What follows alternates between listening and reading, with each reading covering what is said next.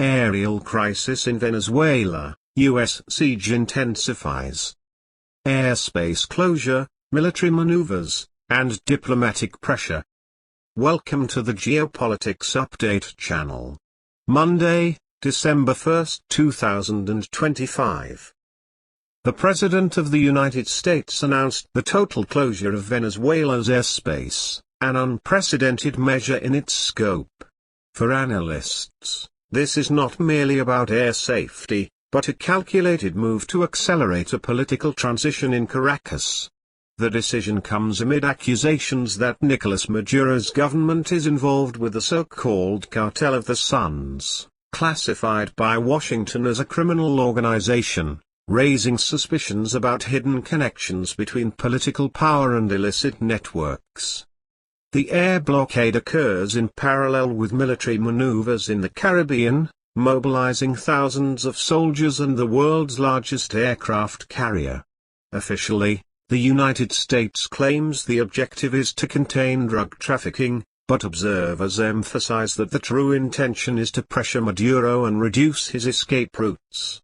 The perception is that the siege is not limited to airspace, but part of a broader strategy of isolation and control.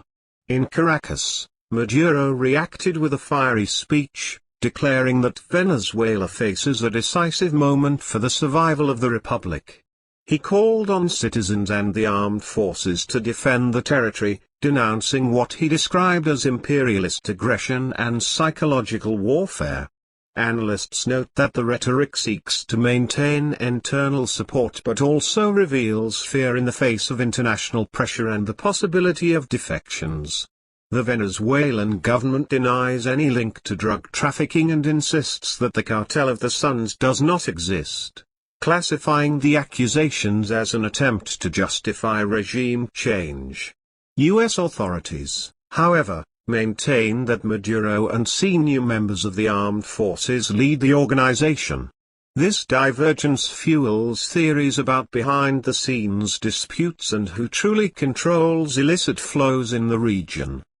Trump mentioned the possibility of dialogue with Maduro, stating that talks could save lives, but warned that harsher measures could be adopted if no agreement was reached. Analysts interpret this combination of military and diplomatic pressure as part of a strategic game, offering negotiation while intensifying the siege, expanding leverage for a political transition. The crisis between the United States and Venezuela advanced with the closure of airspace, a measure that reinforces the military and diplomatic siege against Maduro's government. Analysts argue that this is not merely an air restriction, but a calculated move to intensify pressure and limit the regime's options for escape or resistance. Some see it as a sign that external forces seek to accelerate political change before Caracas can react. The Federal Aviation Administration, FAA, issued a warning recommending caution to airlines operating in the region, citing deteriorating security and increased military activity. As a result, companies such as Iberia, Air Europa, LATAM, Avianca, TAP, Turkish Airlines, and GOL suspended operations in the country. Venezuela's National Institute of Civil Aviation responded by granting a 48-hour deadline for flights to resume, but faced with the refusal of the airlines, cancelled authorizations, further expanding air isolation. Analysts suggest this movement indicates that external and internal pressures are intertwining in a power struggle. This scenario reinforces the perception of fragility in Maduro's regime. Assessments point out that the president faces a dilemma: negotiate with the United States or maintain resistance supported by internal and external allies. There are indications that military sectors and groups linked to drug trafficking push for continued confrontation, fearing imprisonment and loss of privileges in the event of an agreement. This dynamic fuels theories about internal disputes and who truly controls the country's direction. The possibility of cooperation between Hugo Carvajal's testimony and potential collaboration from Maduro is seen as decisive. If both provide evidence against regional leaders, the political impact would be significant, increasing pressure on aligned governments. Analysts interpret that such revelations could trigger chain effects, impacting power structures beyond Venezuela's borders. The regional calendar amplifies the relevance of the moment. Elections in Chile, scheduled for December 14, could result in the victory of a conservative candidate, reinforcing the trend of political change. Analysts highlight that a potential fall of Maduro before the Chilean vote would represent a symbolic milestone, signaling the weakening of regional integration projects aligned with left-leaning governments. The perception is that coordinated moves aim to limit the influence of political blocs and reinforce alignment with Washington. The international scenario has been marked by intensified pressure on Maduro's regime and episodes of violence in the United States. Analysts emphasize that the Venezuelan crisis remains at the center of attention, while internal events in Washington amplify the perception of global instability. U.S. authorities assess that Maduro resists leaving power due to fears of reprisals from internal and external allies, especially Cuban intelligence. The relationship between Caracas and Havana, sustained by oil supply, is considered decisive for the regime's survival. The perception is that a potential resignation could result in retaliation, making exile riskier than remaining in the country.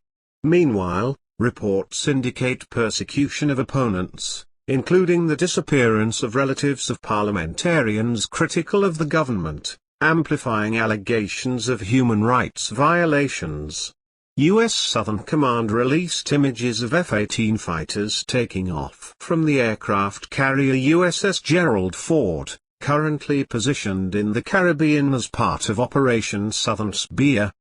The military mobilization is interpreted as a show of force and preparation for possible direct action. U.S. authorities stated that the objective is to contain drug trafficking and reduce the influence of external actors, such as Russia, China, and Iran in the Western Hemisphere. Analysts assess that the military presence reinforces the siege against Maduro and increases expectations of political transition. In Washington, reports indicated an attack against members of the National Guard near the Washington Monument, resulting in deaths and injuries. The suspect was detained after a confrontation with security forces. The episode provoked national shock and led the government to reinforce military presence in the capital, deploying hundreds of additional soldiers. State and federal authorities lamented the losses and promised accountability for the acts. Analysts highlight that the attack exposes internal vulnerabilities and amplifies the perception of a terrorist threat. The episode reinforced the discourse of U.S. authorities on the need for a firm response. The Secretary of Defense stated that there will be no retreat in the face of attacks against national forces. The message reflects a hardened stance and an effort to strengthen public confidence in security institutions. Analysts assess that the attack may intensify debates on immigration and internal security, deepening political polarization. On the economic front, the United States announced an agreement with Taiwan to expand investments in semiconductor production. The plan foresees $165 billion in funding for factories on American soil, along with training programs for local workers. In return, Taiwan seeks a reduction in import tariffs, currently set at 20%.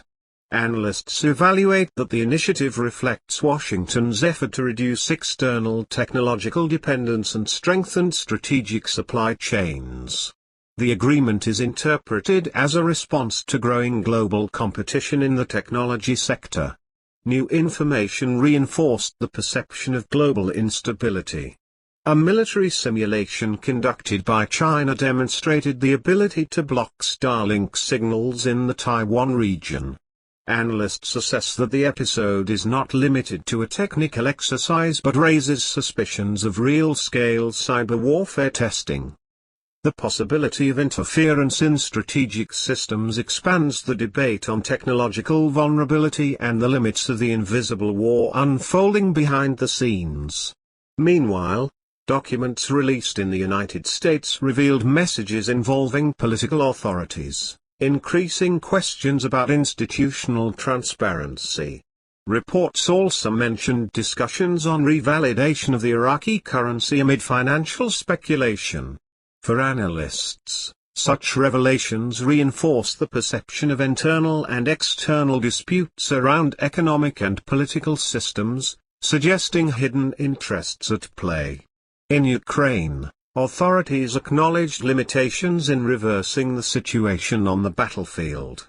The U.S. Secretary of State stated that the conflict is irreversible and that difficult concessions will need to be made. The assessment is that Kyiv does not have the capacity to win militarily, reinforcing the need for a peace agreement. Analysts highlight that the episode represents a shift in narrative, with explicit recognition that the war cannot be resolved solely through military means, raising hypotheses about negotiations already underway outside public view. In the United States, the government criticized companies for participating in events involving sanctioned figures, reinforcing the application of restrictive measures. In parallel, authorities announced the intention to include Chinese companies on lists of organizations linked to the People's Liberation Army, intensifying commercial and strategic tensions. The episode underscores that economic and political disputes remain central to the relationship between Washington and Beijing, fueling theories of a silent escalation of confrontations. In Central America, elections in Honduras were closely monitored. U.S. authorities declared support for candidates considered allies, warning of the risk of advancement by groups linked to drug trafficking. Analysts assess that the election represents a test for institutional stability amid external and internal pressures. The perception is that the results could influence the regional political balance, suggesting that external forces seek to shape the outcome. In Africa, Guinea-Bissau faced a coup d'état. Reports indicate that the military announced the seizure of power after contesting election results. President Umaro Sissoco Embalo was detained, and the armed forces declared control of the nation. Analysts highlight that the episode reflects institutional fragility and amplifies the perception of instability on the continent. The coup occurred just days after contested elections, reinforcing the debate on legitimacy and governance, and raising suspicions about external influence. Other global events expanded the perception of crisis. In the United States, military attacks continued in Syria, while Hawaii's Kilauea volcano erupted, releasing lava flows. In Spain, a fire struck a hospital, causing structural damage. In Hong Kong, a blaze in a residential complex destroyed part of a building, leaving victims and injured. Analysts emphasize that such episodes reinforce urban vulnerability and the need for rapid emergency responses, suggesting that the succession of crises is not mere coincidence.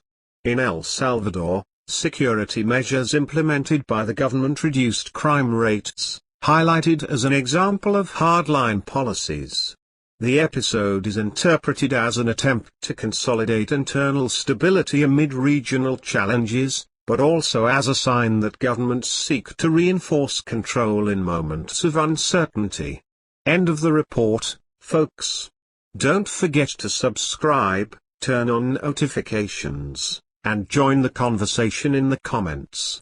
If you'd like to support us directly, consider making a donation using the link in the description or the QR code on screen. Your contribution helps us work better, and keeps this project alive and independent. Thank you so much. And see you in the next report. This content is a narrative adaptation based on public themes of global geopolitics. The version presented has been transformed with a unique style, based on public information, analysis, and opinions. and is intended solely to inform and entertain.